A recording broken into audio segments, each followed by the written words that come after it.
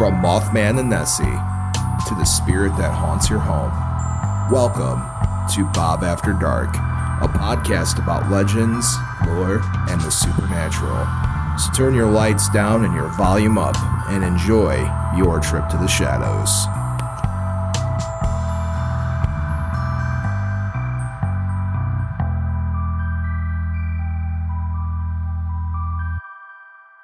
Oh, hey there, children of the night, and welcome to Bob After Dark, the show that takes you into the shadows and goes and says hello to everything that goes bumping at night. I'm your host with the most that enjoys toast, Bob, and alongside of me, as always, is my ever wonderful, ever vampiric, ever cape-wearing, forever the heartthrob of Bob After Dark, my friend, my producer, my brother, Count Panic himself. Oh, hey there, Count Panic. Oh, hey, Bob. Yes, back here. Another episode, fantastic episode of Bob After Dark as I put down my shield there. Here we go. Yes, here we are live, Bob. It's hard to believe we're back here live again.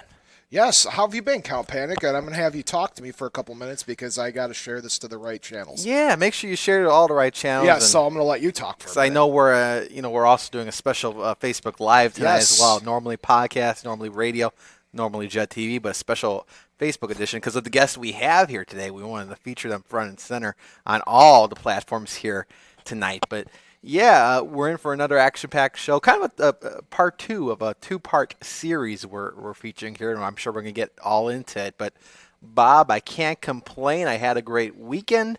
The Count likes to go out and relax from time to time, and that's exactly what I did there, Bob. So, all in all, it was fantastic weekend on my end. How about yours? How was your weekend? Oh, I got to play some disc golf. You're big into disc golf. That seems to be the thing. I had a couple people reach out to me on fan mail and be like, Bob, let me know when you're making it through to the convention scene in my town. We'll have you come out and play some disc golf with us. There you go. So that's been the thing. Yeah. What else did I do? I had a fun little gathering on Saturday. Sunday, I got to see the new Indiana Jones movie. Count. Did you see it? Yeah, me and the Queen of the Night, we went and saw Indiana Jones: The Dial of Destiny. Oh, okay. Well, Harrison Ford's he's 80 now. Yes. Yeah. But, he's still making action films out there. Well, I'm glad you got to see the movies. You're going to ask me what I thought of it, I hope. Well, what did you think of it? I'm not saying it was bad, but I will say that there are some things in the world that don't need to be made. Oh, really?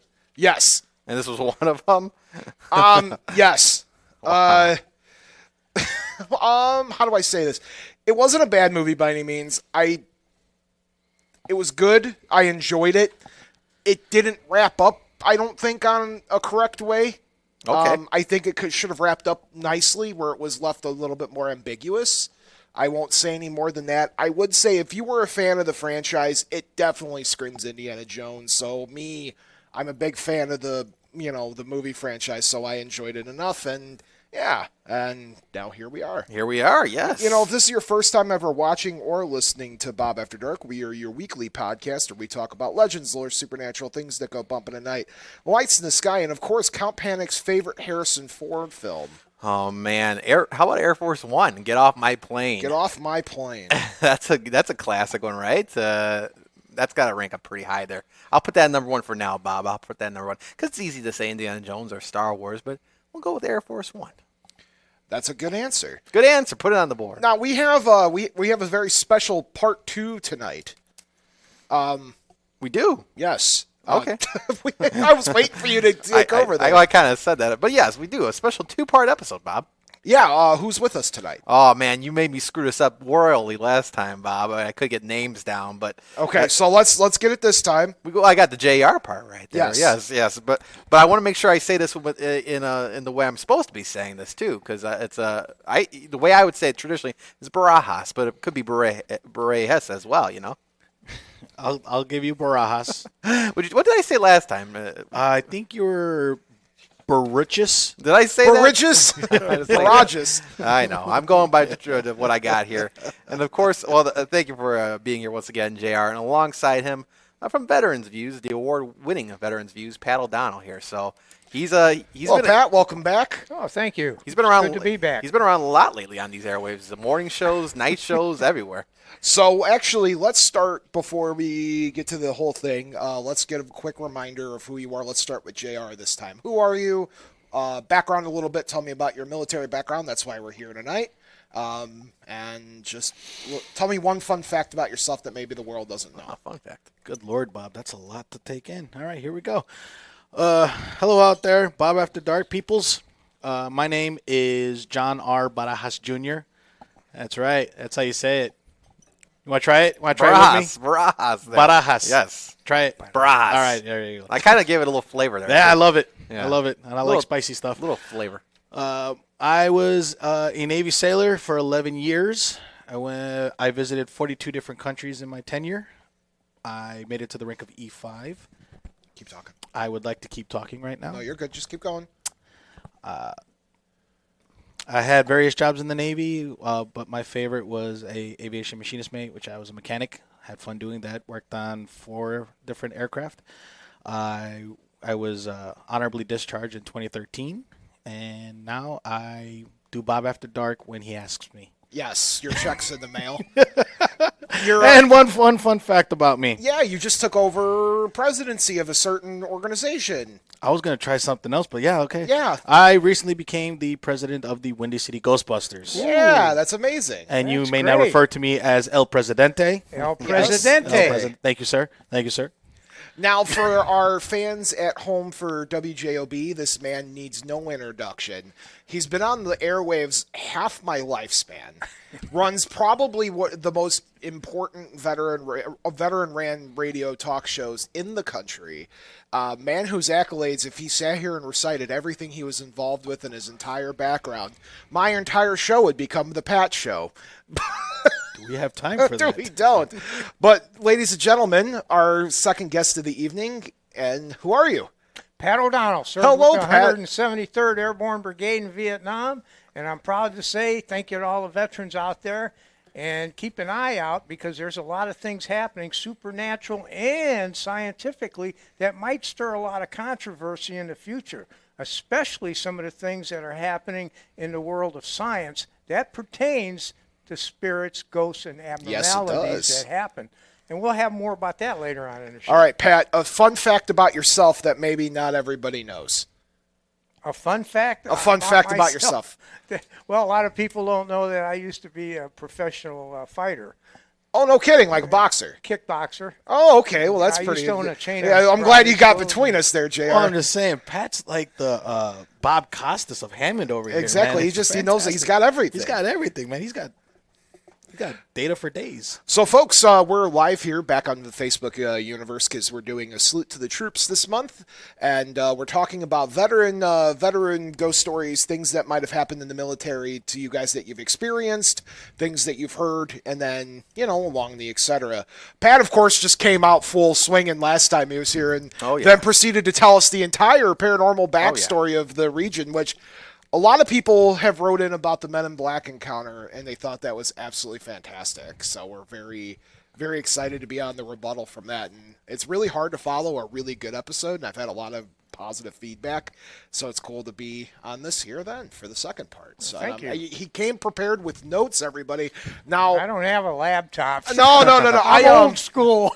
That's fine. I got to point out my tenure of co-hosts on the show, Steve never comes with notes. So, and JR just... Well, see, when you get over 75, you got to write notes and things down. See, what people don't know is all my notes are on the bottle right now. I'm just reading off of it. Listen, I must have the mind of the 75-year-old because I need my notes. So, folks, without further ado, welcome to, once again, Bob After Dark. Normally, we split up the show into 2 segments, but this week, all bets are off. We're just going to be talking a lot about the United States military and the ghost stories attached.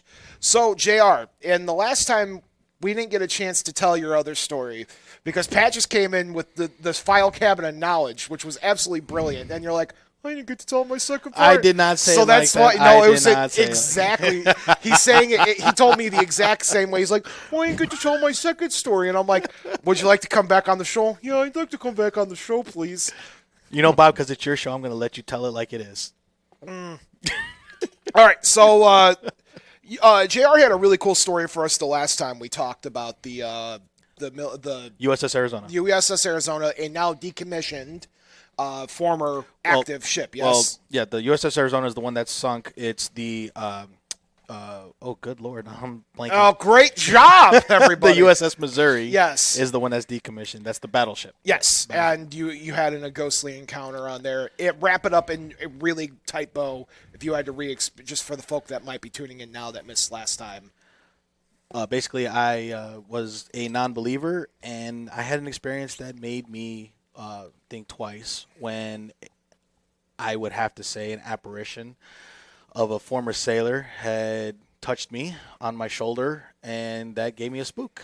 And now I don't know what to believe anymore, but I will say this: it was real. So you have a story specifically about a lighthouse. Yes. So again, 2005, I was stationed at Patuxent River, Maryland. My actual first squadron, working on P3s, and I do what sailors do: find girlfriends. And that's what I did. I found a girlfriend, and she was really interested in the supernatural and taking pictures, orbs, that kind of thing. Sure. And I just brushed it off. I'm like, yeah, okay, let's go do it. Because I would do anything to, make her happy.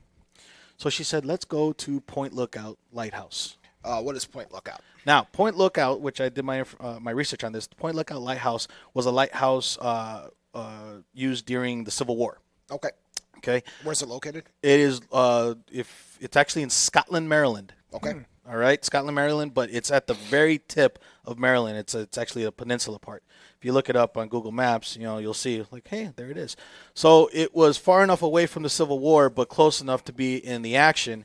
And they made the lighthouse that was there, the mansion that was next to it, was used as a makeshift hospital.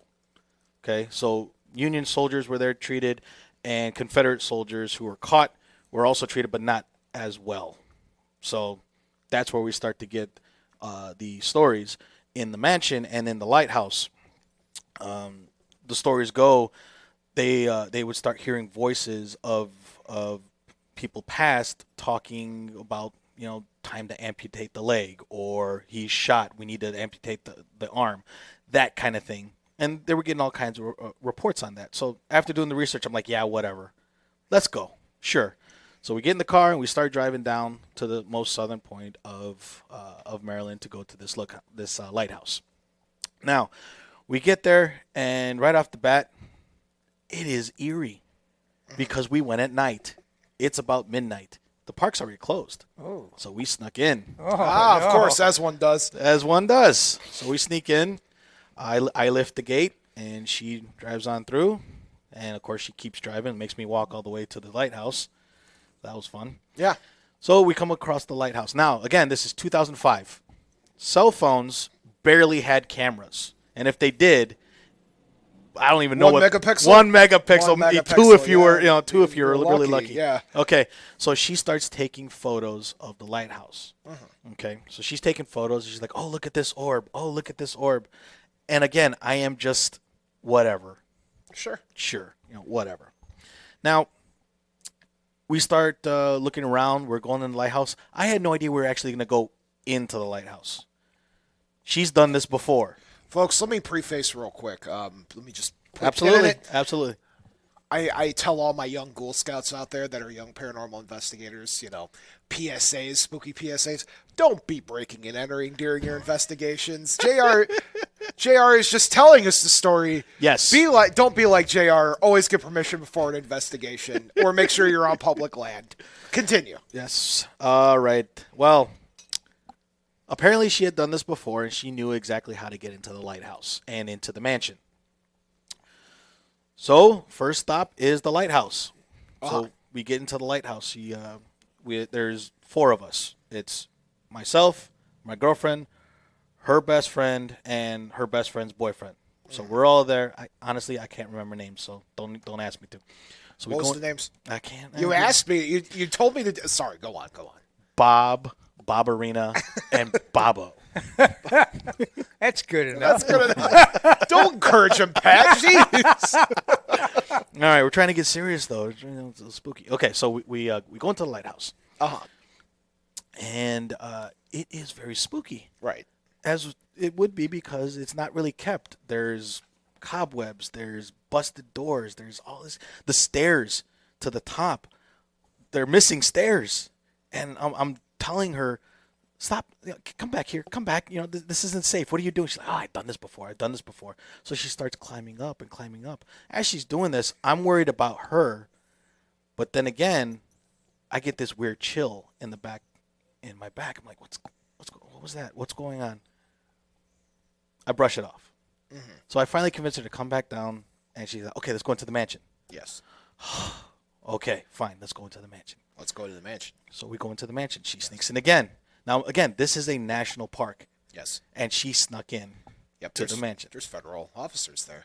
There's no one there. Well, no, I'm saying you. That's federal property. That's federal property, but did you look up your statute of limitations before you told the story? By the way, not even. No. His name is J.R. Barajas. By the way, come at me, bro. Barajas with a D. With a D. Go on. Sorry to interrupt. No, that's fine. It's fine. So now here's where things get a little more spooky. Sure. So we all walk in, and she says, okay, everyone pick a spot and stand still. Okay. So we're all standing still. Mm-hmm. All you can hear is everyone breathing. Yes. Okay. And everyone, they're not moving really. And I have a pretty good eye on everyone because the light from the moon is shining through. And it's pretty well lit, but it's still dark and eerie. Mm-hmm.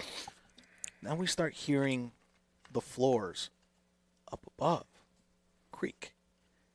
Yes. Like somebody's walking. Like not really somebody's walking. More like someone's like trying to lean over to hear, or you know how you're in a house and you hear the.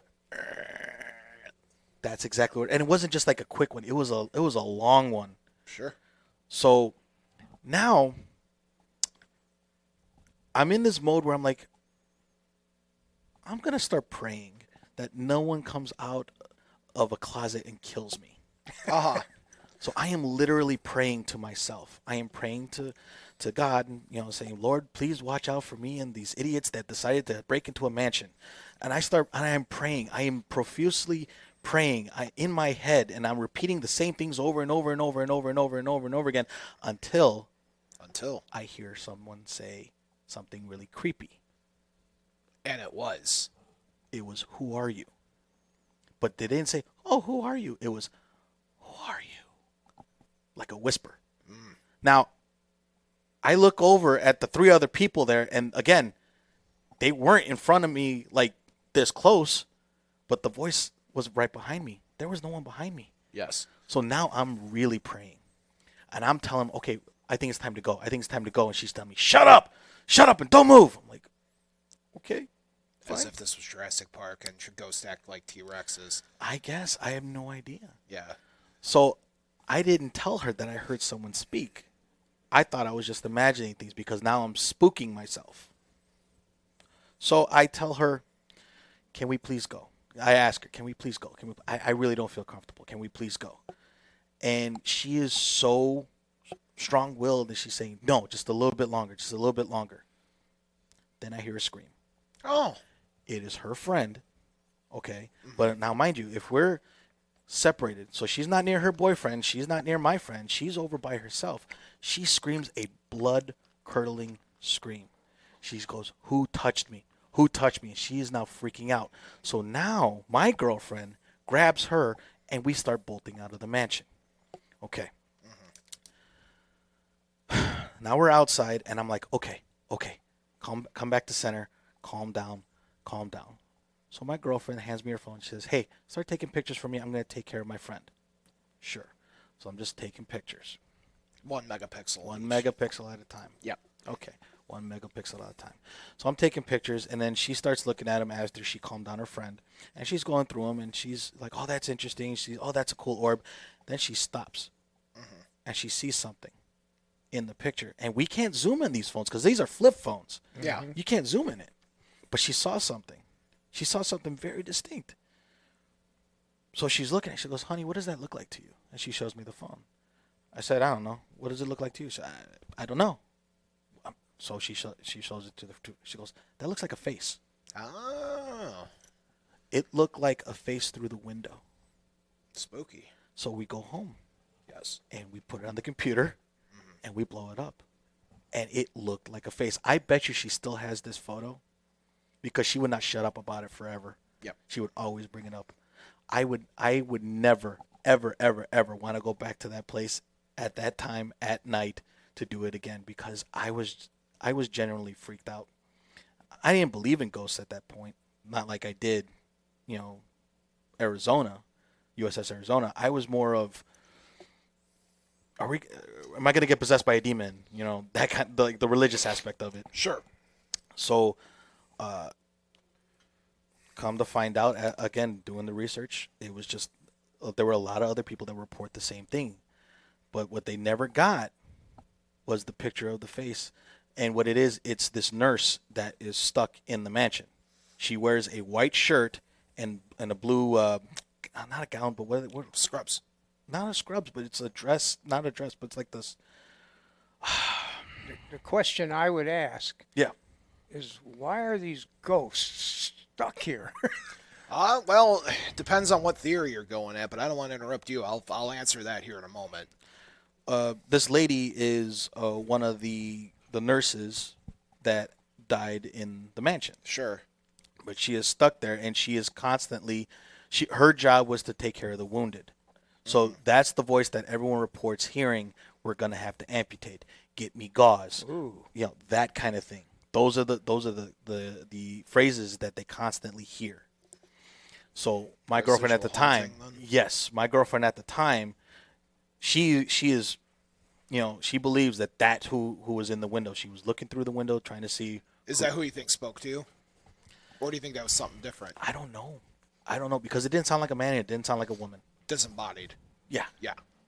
So it could have been the voice of a dead soldier. Other folk, did they say there's multiple entities hanging around there, or is it just typically the one? Typically the one, because that's the one that everyone reports seeing a shadowy figure wearing a white blouse and a blue dress at the What's interesting about your story is that what you're telling me, what other people experience when they do investigations there, it's all residual hauntings where it's saying, they're picking up on things in the past, like a time loop. Yeah. Like, I'll get the gauze, there's the surgical process going on, and this is to credit Pat's question. When we look at hauntings, what is a haunting? It's energy left behind. Sometimes that's a small amount of energy where you're going to have something kind of just trapped in a time loop, walks back and forth, 3 o'clock in the morning. As I've said countless times here on the show, it's a residual haunting, and then you have an intelligent haunting, which is enough energy left behind that, you can interact with you can interact with it. Why do people stick around or trapped? Sometimes it's, at least in my experiences and my investigations, some things don't know that they're dead. Some things refuse to move on, unfinished business. Something so tragic happened that it happened in a quick way, and some just get, and I've heard this in, EVPs and stuff over the years, things like, I don't know. I don't know how to move on. I don't know what's next, or they're afraid of what's next. Is it oblivion? Is it heaven? Is it hell? Whatever it might be. They're afraid of what's after that, and you sometimes have to gently give them a push. Yeah. And then other times, they're here by choice. They come back and they're like, hey, I'm here. Example, my father. My father wasn't here, then he came and visited, and then he's peaced out again, and he'll come back again. So, it's stuff like that. So I hope that answers your question. That answers my question. Are you finished with the story? I absolutely am. I wanted to hear where you guys got out of there, right? And Yes, everyone. Obviously, I'm here. Well, she's happily apron, married. by the way. She was wearing an apron. Yes. Yeah. Okay. What was it? I don't know. Sorry. Women of the time weren't allowed to wear pants. No, right. Queen of the Night chimed in and said, was it an apron? Could have been. Yeah. But again, everyone reports that it's blue, almost like denim. Yep. But a white blouse. Now, Pat has questions for you. I'm sorry. Now, the scientists, and I'm going to play the devil's advocate. No, that's fine. This is great. And the scientists would say that, the brain has a tough job. It's got information coming in. It's like when you look at a cloud and you see a face. Matrixing. Right. Yep. And I think it's called pareidolia, something like that. Or matrixing, same Right. thing. Yep. And what you see right now isn't what actually out there in the world. So they can say that. But a lot of these scientists haven't been in haunted houses, and I have. Sure. For example, when you mishear the lyrics in a song, your brain filled in the meaning that wasn't there. It's like that writing that you can read, but it's the letters Jumbled are messed or up. yeah. Right. And it's very similar to what happens when so-called ghost hunters capture sounds that they say are ghost speaking.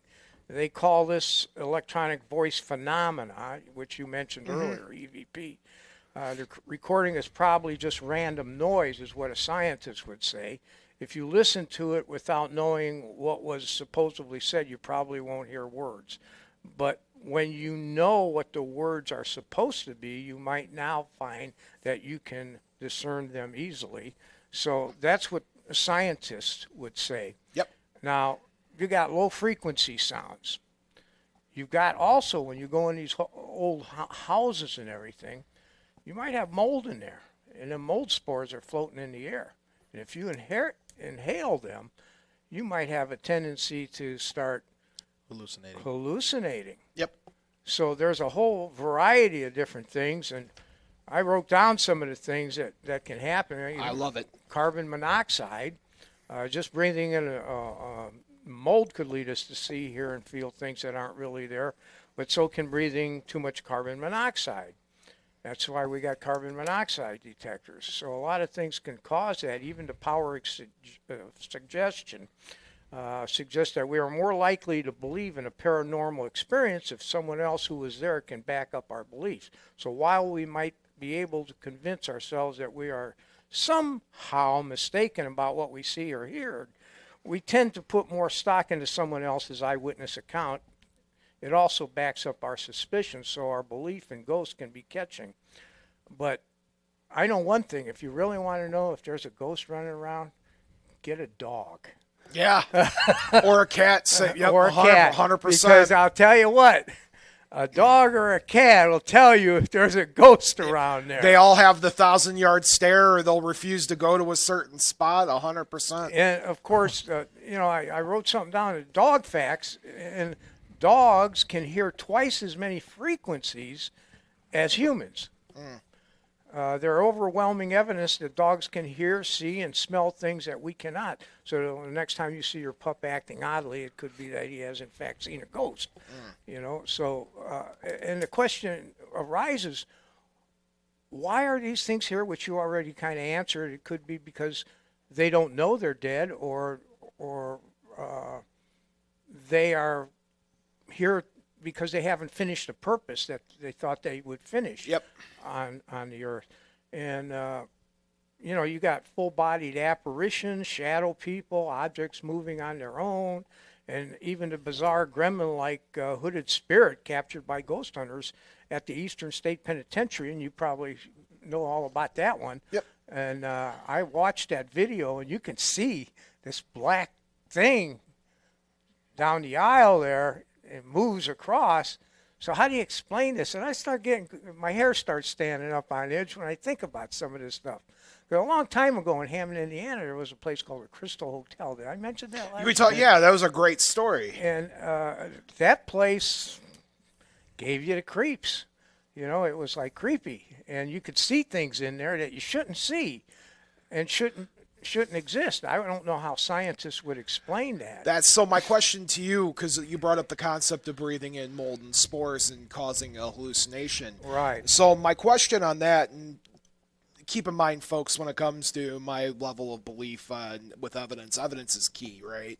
I'm not what they call an overzealous believer. I'm a believer, but I don't just jump into everything believing that everything happens as a ghost or paranormal existence. There's got to be some facts or evidence, whatever it might be. So my question for you, right? So from the skeptic side, I'd say, all right, Pat, so you're in this hotel. And by the way, folks, go back and listen to the last episode that's uploaded in podcast land now.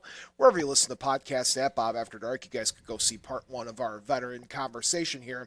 Pat had a great story where him and a couple buddies decided to go do a little B&E Good, a little breaking and entering. Well, no, the doors are off.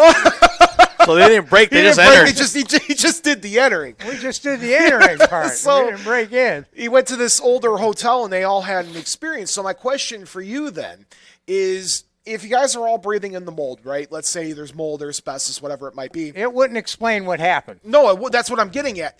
Is it possible that all of you can have a hallucination of the exact same thing happening at that exact time? Because all of you witnessed the same exact thing, right? It is possible, but the problem is we witnessed that door slamming shut with a board stuck under it and a buddy of ours pulling on it so that door wouldn't shut, and the door shook and then it came flying back. We could say maybe a big wind came in that window and did that. Sure. But no, I don't think so. Pound per square inch, it would have to be a lot of wind coming through there. And looking at the floorboards and the doors that were sitting, because there had been a fire in there and some of the doors were in the aisle moving back and forth like something's moving towards you, well, that gives you the right to jump out the back window. Yes. And that's what we did. We jumped out the back and we jumped on this garage and jumped down. And, you know, we were like 15, 16 years old. We got out of there. But we ended up going back. And a buddy of mine and this girl we know did a seance in there about 3 weeks later. In the bottom, and a storm came up out of nowhere. Lightning flash, looked like a devil's face. But again, you know, your mind can think of and create things that happen, but it was enough for us to get out of there. And I told them, don't mess with the Ouija board. I didn't sit down there and mess with it. No, By the way, both those people died. Oh, jeez. Not at the same time. No. This took a turn. I was going to say, it took a deep turn. By the way, folks, quick at the half-hour mark there, our producer isn't even at the phones, so we should put him to work. Making sure we're on the air. We are on the air. That's We're the on main the air. thing. Okay, so our phone lines are open, by the way, What's guys. the phone number Our here? phone number is 219-845 1100. If you got a call, you got a question, you want to call in and ask JR, you want to ask Pat, you want to ask me, or you just want to tell me I'm full of it. I got to say, Pat, Bob may have brought a Ouija board out one time. I left it to the other room. I didn't we were doing a seance on Halloween a couple years ago. Oh, smart. He wanted no part. You should see my office. I have dozens of those things kicking around. Don't bother me none. No, you had to pick Halloween though. Well, statistics show that around 45% of Americans believe in ghosts. That's an interesting number. Now, do you know where you pulled that from? Because I'm interested to know at what capacity for the percentage. Does it certain group polled them, or was it a psycho? There were like 4 or 5 different polls, and they did an average, and it come out to about 45%. So that's less than half. Now, I'm curious how many people I've never done a study of this, and it's funny that you bring that up because I don't think I've ever read a study of this. Now, 18% of people will go so far as to say they have had contact with the ghost. So 18 out of the 45%. So the other, what's the number then, guys? 18 minus That's gonna 45. That's going to be just under 80-something%. Yeah, so 80s. less. So 20% of these people experience, but they still believe in ghosts. So I'm interested to know how many people might not believe in ghosts, but still believe in an afterlife. Well, I got a question. Hit me. Don't actually hit me. I might start crying. What does contact mean?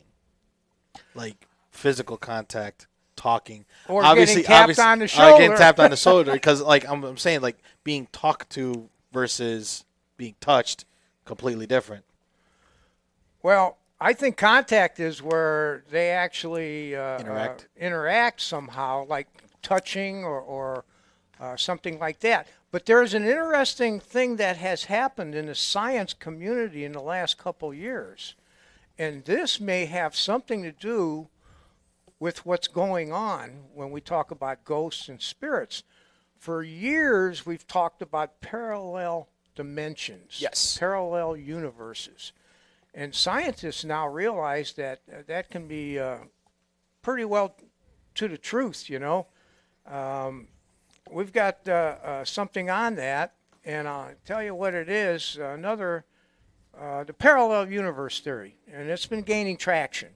And for decades, experts also believed they had found the first solid evidence of the long-standing theory after finding a cold spot in deep universe. Now, when you talk about ghosts, you always talk about cold spot. Yes. Is it possible that the Earth is moving, as it's moving through space, is going through these phenomena in space, which is causing things to happen. I know it, when I traveled through the Bermuda Triangle on a sailboat, there had been times when there was no wind and nothing, and the boat would just sit there, and you'd look in the sky and you'd see strange objects and stuff, Sure. And it's possible that electromagnetic fields can play an important part in doing these things. And it's possible that, the parallel universes, which now they're saying, can actually interact with us and things can pass through it.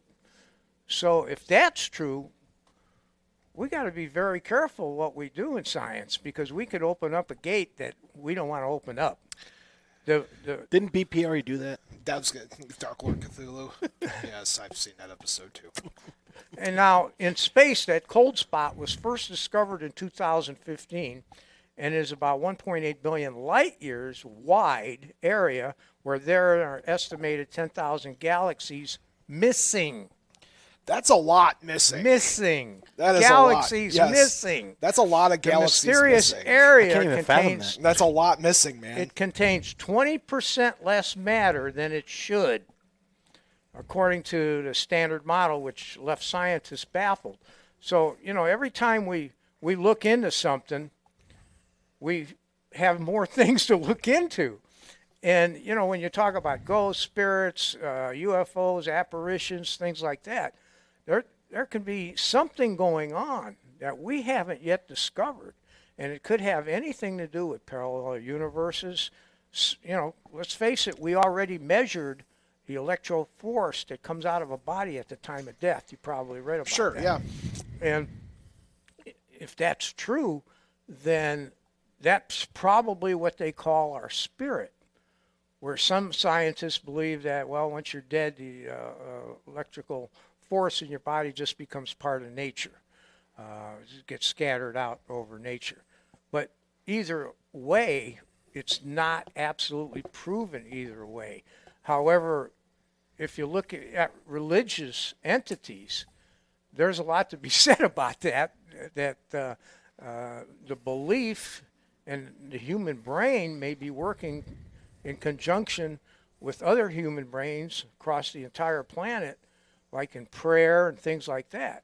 There could be something to all that, and I believe there is, because I'm a religious person. I believe, in a lot of different things that happen, and I've seen miracles happen, in combat, and I've seen things happen that shouldn't have happened, but it's something to think about. So when you encounter these strange things, these phenomena, you have to ask yourself the questions, what is this? Like you in the haunted house, could it have been caused by mold? Could it have been caused by high frequencies? Because we can't hear those high frequencies. So a dog might stop and look at something, but he might be hearing a frequency coming from someplace else, mile away, 2 miles away. Sure. So we have to ask ourselves all these questions and come to some resolution of what can this actually be. We have a phone call. Take it live. Let's take it live. Caller, you're on the air. Hey, Bob, JR, Pat, good evening to you, gentlemen. Oh, hey Good there, evening. John. How are you? Pretty good, thank you. John's JR, our weekly did you guys- call-in listener, by the way. John, Panic, John, JR's having trouble hearing John on the mic. He should be on number 2 there. 2. Can you hear now? Cranking up there. Okay, good. Hi, John. Hi, JR, how are you? Good, John. How are you?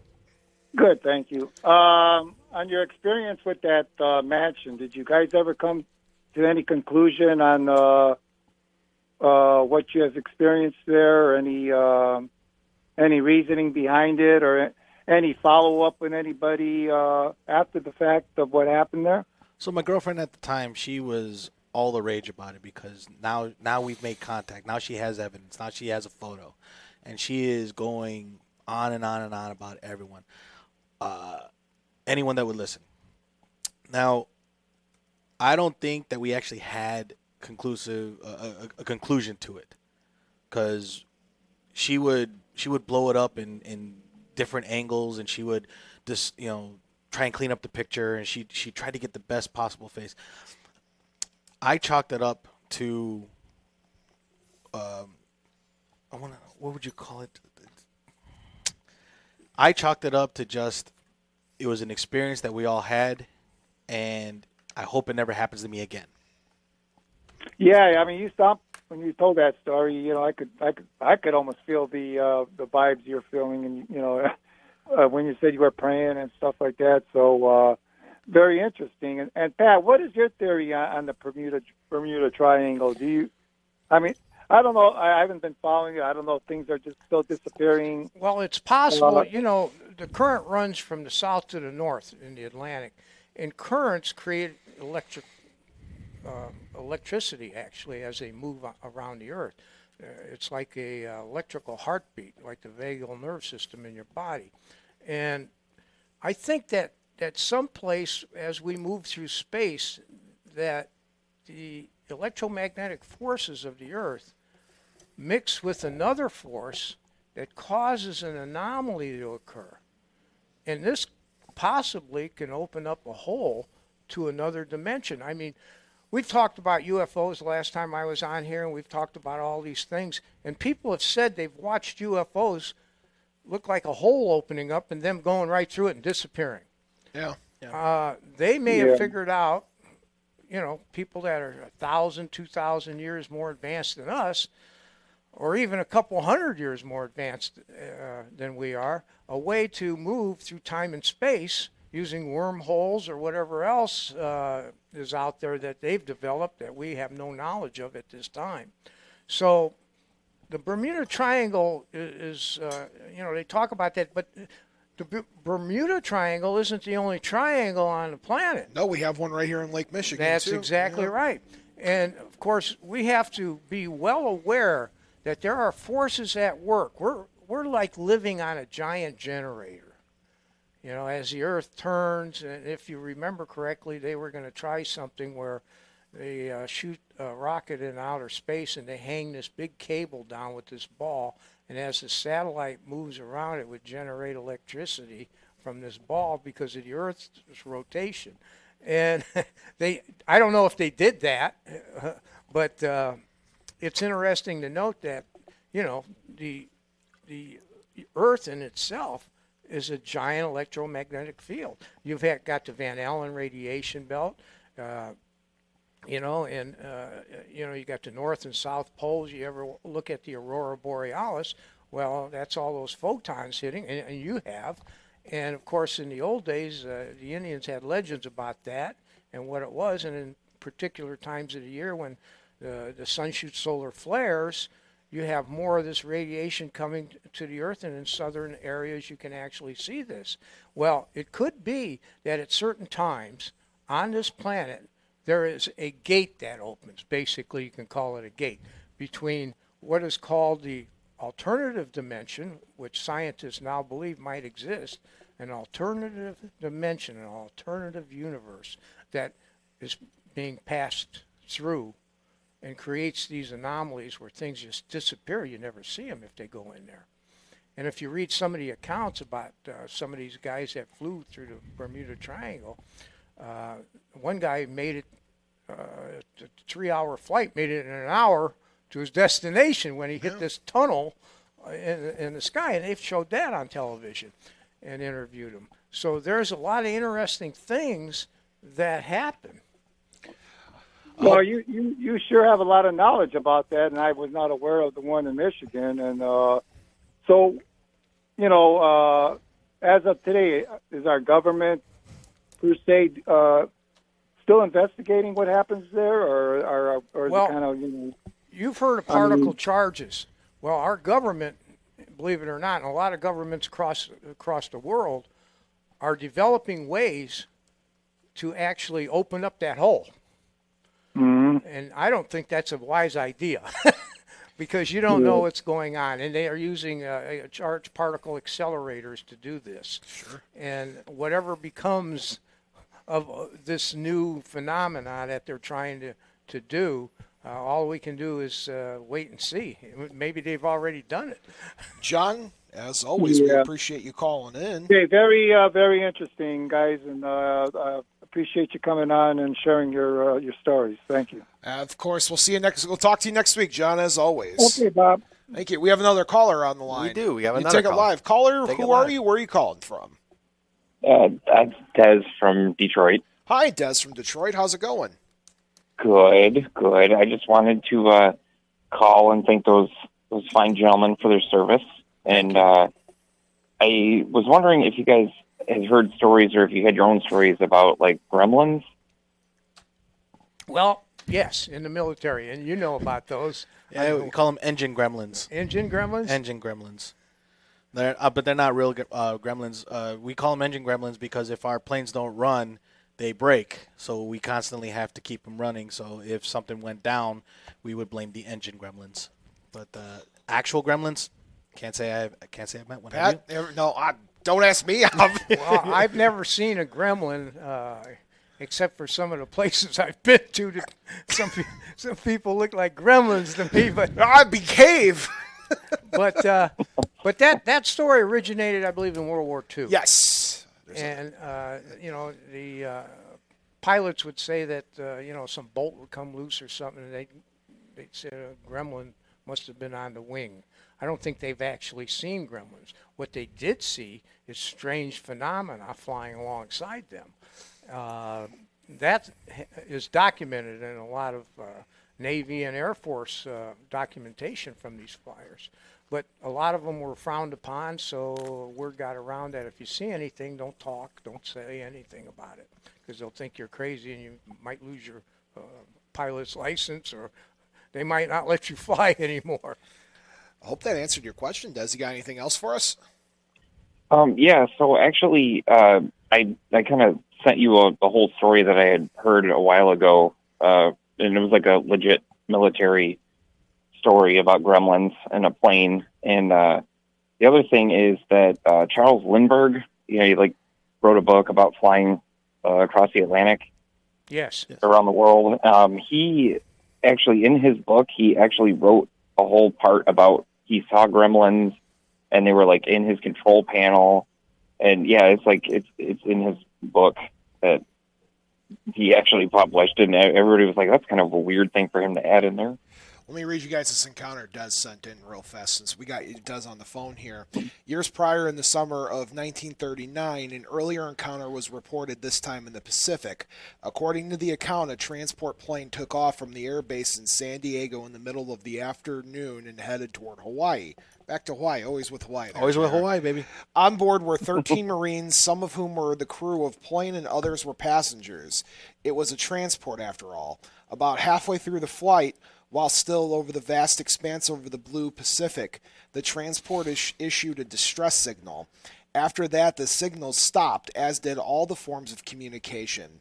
It was as if the plane had simply gone silent and then vanished, which made it all the more surprising when it reappeared later outside the San Diego airfield and prepared for the landing. But the landing didn't seem right. The plane came in too fast. It bounced down the runway in a rough, haphazard ways, and then finally came to a dramatic emergency stop. Crew on the runway immediately understood why, too. The exterior of the aircraft was extensively damaged. Some said it looked like bombs had ripped it apart in the metal skin of the transport. It was a miracle, they said, that the thing even landed at all. When no one exited the plane to greet them, they opened it up themselves and stepped inside, only to be met with a scene of horror and chaos. Inside, they discovered 12 out of the 13 passengers of the crew. Each seemed to have died of same ways, including wounds, large, vicious cuts, and injuries that almost seemed to originate from a wild animal. Added to that, the interior of the transport smelled horribly of sulfur and acidic odor and of blood. To complicate matters, empty shell castings were found scattered about the interior of the cockpit. The pistols responsible, belonging to the pilot and the co-pilot, were found on the floor near their feet, completely spent. 12 men were found, but there was a 13th, A co-pilot had managed to stay conscious despite his extensive injuries, just long enough to land the transport at the base. He was alive but unresponsive when they found him and quickly removed him for emergency medical care. Sadly, the man died short while later, and he never had a chance to report on what happened. Thanks for sending that in, Des. Yeah. It was like the only real military story that I had. Oh, you know what? Actually, I have one more. Sure, Sorry. hit me.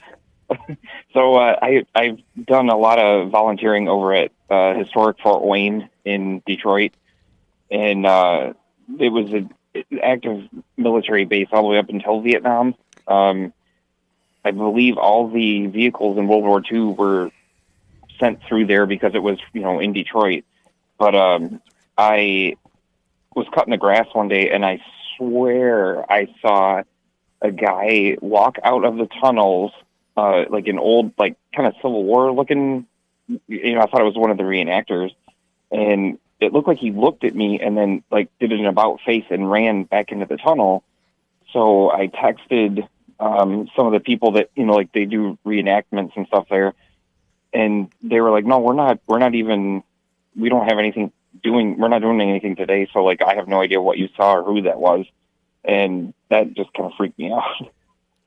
We talked about this because Pat, you had asked me last time we were on about soldiers still being on watch. Yeah.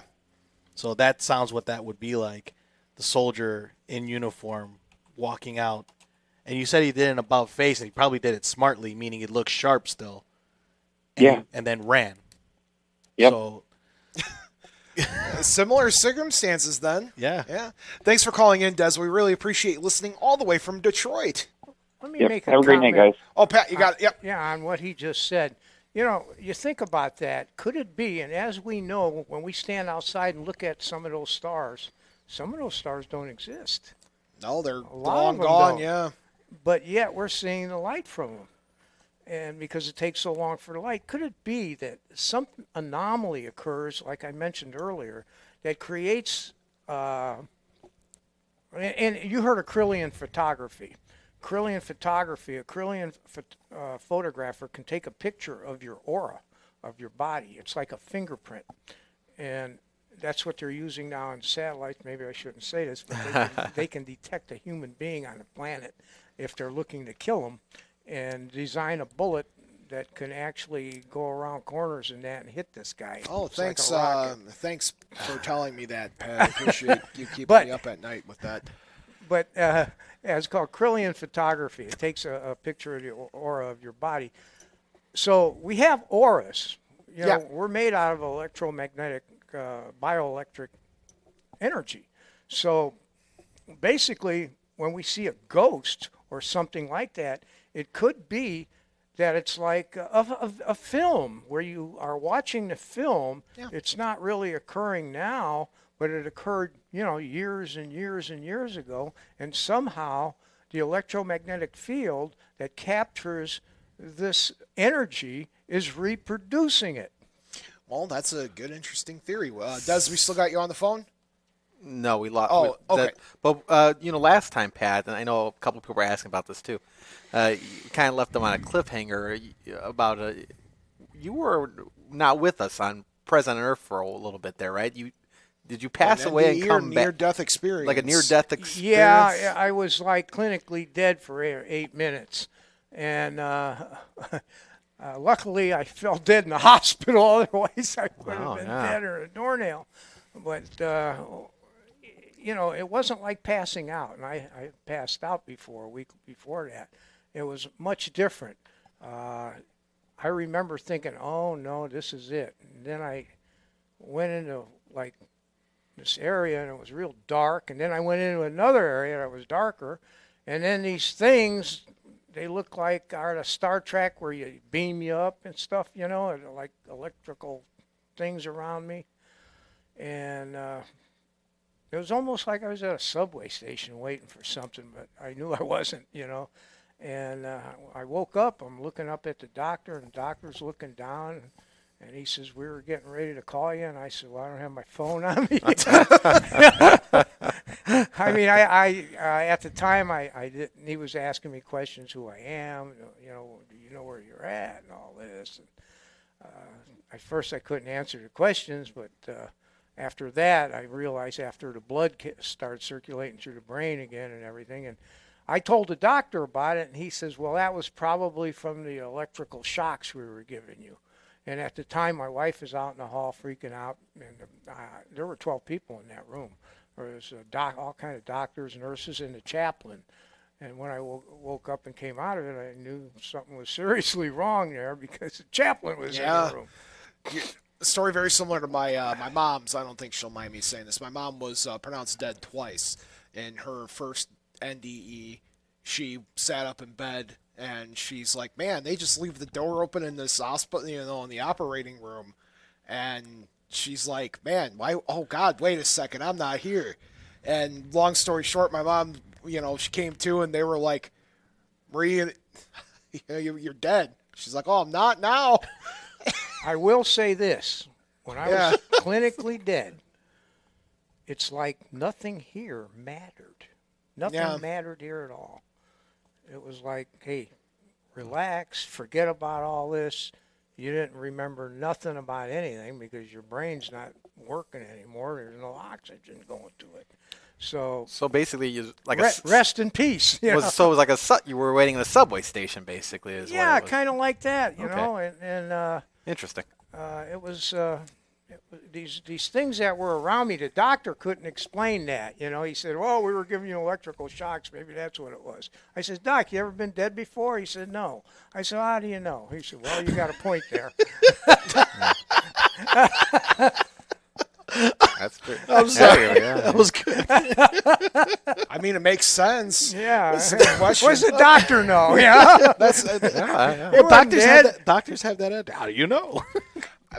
My mom's story is very similar. She's like, hey, I woke up, and she's like, I sat there, and I looked at the door, and she's like, who leaves a door to an operating room open? She's like, oh, that's for me to go through. And then she came to, and she's like, she always tells the best part of the story. She said, when they anoint you for death, she's like, that oil tastes the absolute worst because, they're anointing you with oil. Yeah. She's like, it tasted so bad it dripped out. Oh. Yeah. So anyway, that's thanks for sharing the NDE stuff. It freaks me out. I had one, but I didn't have one. I was very conscious when I hit a moving train.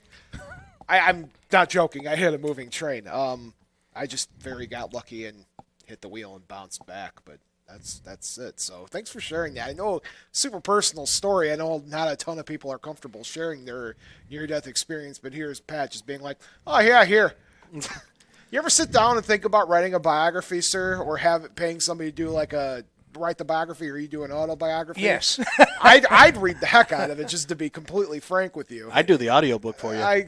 Excuse me? Get out of here. I've been to a lot of places, did a lot of things, ended up in places I didn't want to end up, and been in a lot of beautiful places. And Peru was one of the more fascinating areas that my wife and I went to. And there are a lot of strange things that happen in Peru. Believe me. There is under a church there where they have all these heads that look like skeletons. And the rest of the area is bricked off. Well, blocks. They use big, thick blocks. And the rumor has that the devil was on the other side of those blocks. And when the first Spaniards got there, they sent soldiers in there, and the thing killed them, a whole bunch of them. So they decided to block it off. And there's more to that story, how legends start. Some of them are true, and some of them aren't. But we do know that there's areas where they have big runways and areas where you can't see anything unless you're way up on a balloon or something flying over. A plane of Nazcas down there, and a lot of strange things happen in Peru. Sure. I got a question from, I believe it's Sylvia in the chat. She asks about the power of prayer. Keep in mind, folks, a lot of my audience that does listen are of the witchy persuasion, so prayer to them would be more spell work. Mm-hmm. So we'll just say as a whole, prayer, spell work. Do you guys believe in the concept of, we'll just say, dedicated thought to something improving or changing. Absolutely. Yep, sure. thought alone, thought or wish alone. Absolutely. Okay. I think, we try to figure things out on this planet, but there's so much. There's so much that we haven't figured out. And it's just mind-boggling to us. We think we're so smart, but we're not. Count Panic, what's going on? I'm just saying they got to film the news here in a second, so we got about like 5 minutes left there. So before we get the boot. Okay, thanks, guys. Thanks for. Well, they gotta have it done by the morning here. I appreciate that. Yeah. All right, so wrapping up here, I suppose.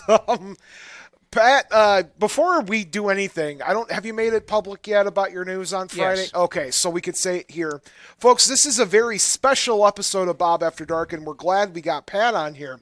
Pat's about to take a well-deserved and well-respected retirement from the world of broadcasting and in general. Pat, even post-military, has been working nonstop to make sure the world's a better place for both veterans and the people alike and the people on the airwaves. So on behalf of me, Bob After Dark, and the entire Bob After Dark fan base and WJOB, we just want to say thank you for all of your years of service you've brought to. And I like to say that if it wasn't for our American Legion and our American Legion Post 168 and the people involved in spearheading this continual program that we have that's got national attention and national recognition, wouldn't have been able to do it. It takes a whole team to do this. So hopefully the show will continue for another 15 years with younger people and continue on to bring news to the veterans and spearhead the projects that we need. There's a lot of work yet to be done for the veterans. There's legislation that needs to be passed. Always a fight. Sure. It never ends because they'll take stuff away from us, if you let them. So you got to stay fighting. And I'm stepping down. I fought for 15 years, and I think that's it's time for younger guys like you, man. A new host, announced Jay. Today. Yes. And I have them go ahead and fight for the veteran. But happy retirement to you, Pat. You deserve you. it. JR, you're stuck. You ain't retiring from nothing. People want to see you back on the show at some point. I'd love to come back. Absolutely. Folks, thank you so much for watching and listening to another episode of Bob After Dark. On behalf of myself and the entire Bob After Dark crew, we just want to wish you guys sweet dreams and good night. And to my mom, I just want to wish you a good night. And to my dad, wherever you are in the universe, I hope you're happy and comfortable. And to Tiff, no matter where you are in the world, I hope you have the sweetest dreams of them all. Good night, everybody. And remember, the two most important rules of Bob After Dark are: not all who wander are lost, and as above, so below. Until next time.